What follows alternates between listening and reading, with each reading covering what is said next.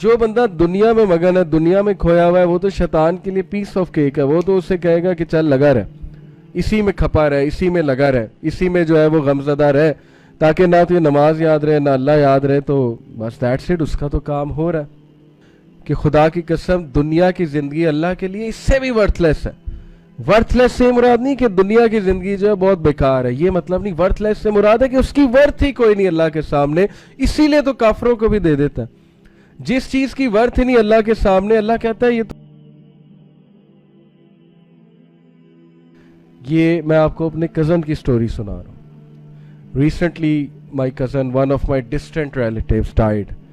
ماشاءاللہ سی اے کیا, سی اے کر کے بہت اچھی پوزیشن پہ لگا, اور ایسا نہیں ہے کہ ماشاءاللہ نمازیں پڑھتا تھا, but what I am trying to say کہ اسے نہیں پتا تھا اس نے مر جانا ہے. اس کا ایکسیڈنٹ ہو گیا موٹر وے پہ اور ہی ڈائیڈ. 30 سال عمر تھی. آپ کو کیسے پتا ہے کہ آپ کی ڈیتھ کب ہے؟ آپ کو کیسے پتا ہے کہ آپ نے 60 سال گزارنے, 70 سال گزارنے, 75 سال گزارنے؟ We never know.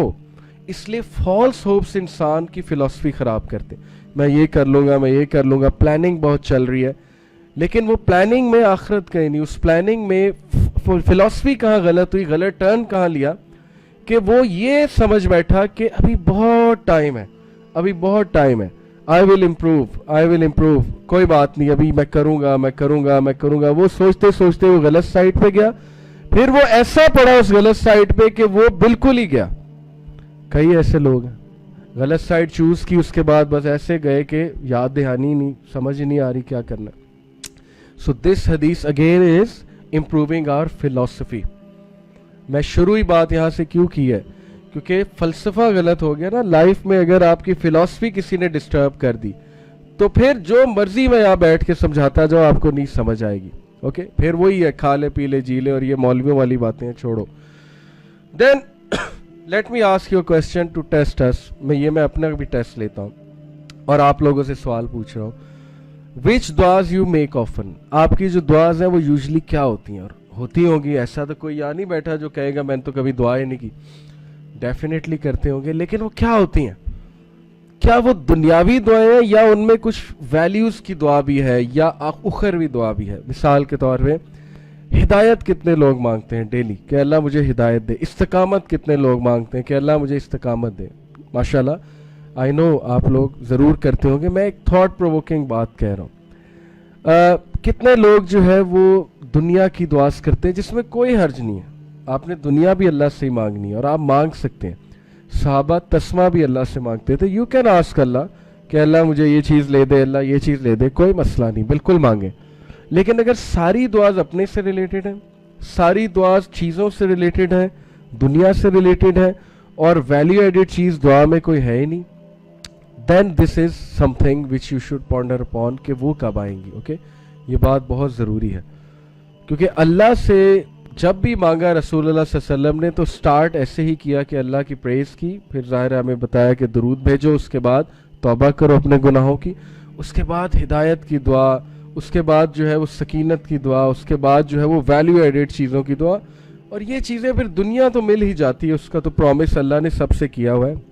بٹ ہدایت اور حکمت اور استقامت یہ کسی کسی کو ملتی ہے. جو دعا کرتا ہے یہ صرف اس کو ملتی ہے. یہی تو ٹیسٹ ہے نا کہ دعا کرو, مانگو مجھ سے اور میں دوں گا. تو یہ چیز آپ نوٹ کر لیں کہ آپ کی دعاز یوزلی کیا ہوتی. امت کے لیے کتنے نوجوان دعا کرتے ہیں؟ بہت کم, بہت کم. زیادہ تر کی دعا کا سرکل جو ہے نا میکسیمم فرینڈس تک بھی نہیں جاتا, اپنے تک ہی رہتا. فرینڈس کے لیے بھی بڑے کم لوگ دعا کرتے ہیں, اپنی بہنوں کے لیے, بھائی کے لیے بڑے کم لوگ. پھر تو امت کا تو سوال ہی پھر بہت بعد میں آتا ہے نا کہ اللہ امت مسلمہ پہ بھی رحم کر. خیر, یہ چیز پہ ہمیں جو ہے وہ غور کرنا چاہیے, نوٹ کرنا چاہیے. دنیا کی زندگی آخرت کی زندگی سے ایسے کمپیئرڈ ہے جیسے تم نے ایک اوشن میں انگلی ڈالی اور اس انگلی پہ ایک ڈراپ آف واٹر ہے. وہ ڈراپ آف واٹر دنیا کی زندگی ہے اور اوشن جو ہے وہ آخرت کی زندگی ہے. اب ہم اس ڈراپ کے لیے دن رات دھکے کھاتے ہیں, ہم اس ڈراپ کے لیے ٹینشنیں اپنے اوپر سوار کر لیتے ہیں, ہم اس ڈراپ کے لیے جو ہے اس میں گم ہو جاتے ہیں. ہر وقت ہمارے ذہن پہ دنیا سوار ہے, دنیا کی ٹینشنیں سوار ہیں, دنیا کی ٹینشنیں سوار ہیں. اور یہ ٹینشنیں امام ابن قیم کہتے ہیں کہ depressed believer is most beloved to شیطان. تو پیس آف کیک ہے.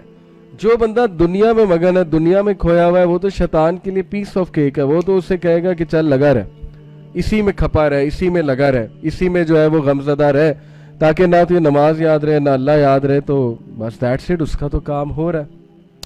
So again the right philosophy is کہ ڈراپ ان دی اوشن. یاد رکھیں, دنیا از ڈراپ, اوشن از آخرہ. And then look at this حدیث. دیکھیں صحابہ کو کیسے سمجھاتے تھے رسول اللہ, کیا ان کا فلسفہ ٹھیک کرتے رہتے تھے, بار بار ٹیوننگ دیتے تھے, کیونکہ صحابہ نے بہت بڑا کام کرنا تھا. پانی مجھے کائنڈلی دیجیے. سہل ابن سعد کہتے ہیں کہ we were with the messenger of Allah sallallahu alaihi wasallam when we saw a dead sheep lifting its leg because of bloating. He said, don't you think this is worthless to its honor? صحابہ نے کہا, of course, یہ تو مری ہوئی بکری کون لے گا, اور اس کو تو گھن آ رہی ہے دیکھتے ہوئے. He said, by the one in whose hand is my soul, the world is more worthless to Allah than this dead sheep is to its owner. کہ خدا کی قسم, دنیا کی زندگی اللہ کے لیے اس سے بھی ورتھ ہے. ورتھ لیس سے مراد نہیں کہ دنیا کی زندگی جو ہے بہت بیکار ہے, یہ مطلب نہیں. ورتھ لیس سے مراد ہے کہ اس کی ورتھ ہی کوئی نہیں اللہ کے سامنے, اسی لیے تو کافروں کو بھی دے دیتا ہے. جس چیز کی ورتھ ہی نہیں اللہ کے سامنے, اللہ کہتا ہے یہ تو میں کافروں کو, نان مسلم جو نگیٹ کرتے ہیں اللہ کو, ریجیکٹ کرتے ہیں, کافر ہوتا ہے جو ریجیکٹ کر دے اللہ کو, تو وہ تو اللہ انہیں بھی دے رہا ہے کہ لے لو, تم بھی لے لو, اس کی ورتھ کیا ہے. تو جو مومن ہے اس کے لیے ورتھ جو ہے وہ آخرت کی زندگی کی ہے, اس لیے اس کی نظر وہاں پہ. اب دیکھیں صحابہ کو بھی کریکشن چاہیے ہوتی تھی بار بار, تو پراپھٹ صلی اللہ علیہ وسلم ایگزامپلز دے کے سمجھاتے تھے کہ لک ایٹ دس ڈیڈ گوٹ, یہ ہے جس کے لیے تم سر پیٹتے ہو, جس کے لیے جو ہے ہم لوگ وہ ٹینشنیں لیتے ہیں, جس کے لیے ہم جو ہے وہ سارا غبار اپنے اوپر چڑھا لیتے ہیں کہ یہ کیا ہو گیا, یہ کیا ہو گیا, میں کیا کروں گا. یہ اس کی ورتھ ہے جس کے لیے تم اپنی انرجیز ویسٹ کر دیتے ہو, اور جو فوکس رکھنے والی چیز ہے وہ تم بھولے ہوئے. اگین فلسفہ ٹھیک ہو رہا ہے, اگین فلسفی ٹھیک کر رہے رسول اللہ صلی اللہ علیہ وسلم کی. اور پھر کہا کہ if this world was worth the wing of a mosquito to Allah, the disbeliever would not have a drop to drink from it.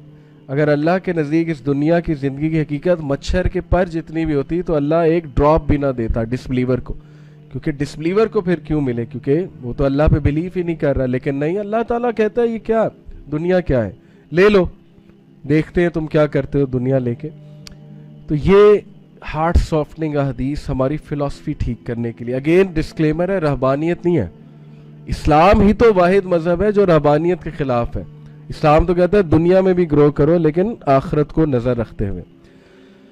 ایک اور حدیث ہے, Abu Bas Sahal ibn Sa'd as-Sa'idi said, a man came to the Prophet ﷺ and said, Messenger of Allah, show me an action for which Allah will love me and for which people will love me if I do it. دیکھیں دونوں طرف یہ نہیں ہے کہ لوگ فارغ ہیں میری طرف سے, لوگوں سے کوئی تعلق نہیں. اسلام سوشلائز کرنا سکھاتا ہے. پروفیٹ صلی اللہ علیہ وسلم کو اللہ نے کہا غار حرا سے نکل کے قم فانذر, اٹھیں, ڈرائیں, جائیں, دعوت دیں, سوشلائز کریں, کمیونٹی بلڈ کریں.